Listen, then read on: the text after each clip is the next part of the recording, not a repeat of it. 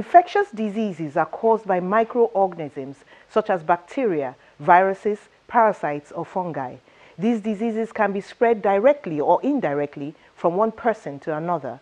Close to 60% of infectious diseases can be classified as zoonotic, or such as are passed from animal to man. Our focus on Big Story today is the increasing incidence of infectious diseases in Nigerian communities. Welcome to the program.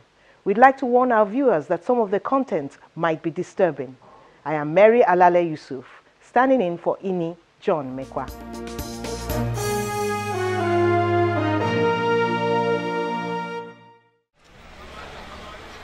In recent times, there's been an increase in the incidence of infectious outbreaks and even re-emergence of some diseases thought to be dealt with in the past. Lassa fever is an acute viral hemorrhagic disease which is endemic in West Africa.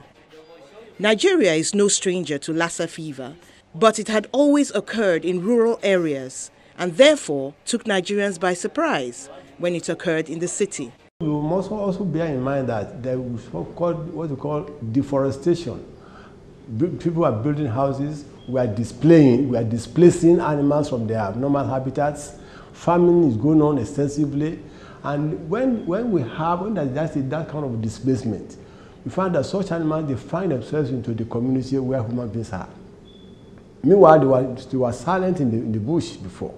So now found that there's a recurrence of Lassa fever. Lassa fever occurred many years ago, and then because of the little displacement experienced at that time, we only have 1 or 2 victims. But now, going to Edo State and some part of Middle Belt, find that it's increasing. You can even imagine it's occurring in Lagos State. Most of these microorganisms, or germs, we call them in simple language, they can go through what we call genetic mutation, which means you can have genetic either replication or changing of format.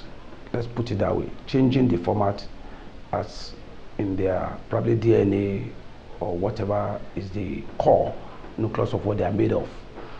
And that doesn't go for only rats. In today's world, human beings and animals are sharing increasing close quarters.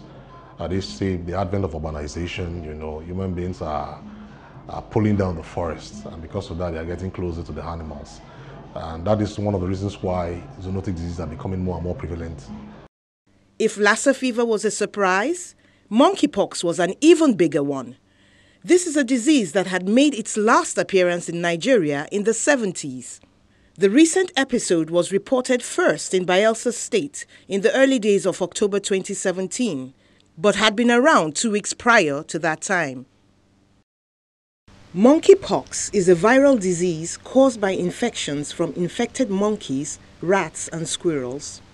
Human monkeypox infection was first discovered in the Democratic Republic of Congo, where it is now considered to be endemic. It is more common in rural rainforest areas of Central and West Africa. It usually takes 6 to 16 days for symptoms to show after an infection, which between humans is typically by droplet or close contact with other body fluids. Early symptoms include fever, serious headaches, back pain, muscle aches, and lethargy. Later on, a characteristic rash usually starts on the face and may spread to the palms and soles of the feet. Monkeypox is milder than smallpox, which was eradicated globally in 1980. It has a case fatality of 1%. There is no cure or vaccine for monkeypox, but those previously immunized against smallpox tend to have milder infections.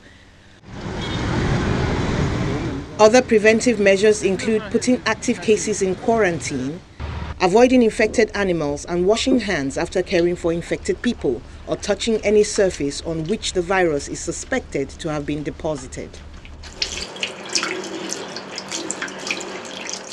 Treatment is symptomatic until the virus has run its course. Healthcare workers must observe standard precaution and infection control measures. We have had some training, education and training programs on infection prevention and control, and also to build the knowledge of our healthcare workers on what monkeypox is and how it is transmitted. All the patients we have managed and we have seen so far, none has died. And they are doing well. Most of the adults have self-limiting infections. For diseases that may seem so dangerous, personal precautionary measures are pretty simple. Monkeypox has to do with aerosol. When the patient is infected with monkeypox virus now, in the secretions, especially when the patient is sneezing, the nasal droppings, there will be the virus. So if I'm going to come in contact with such a patient or break the cycle of infection, it means anytime I come in contact with such a patient, I must be wearing gloves. After removing the gloves, hand washing comes in.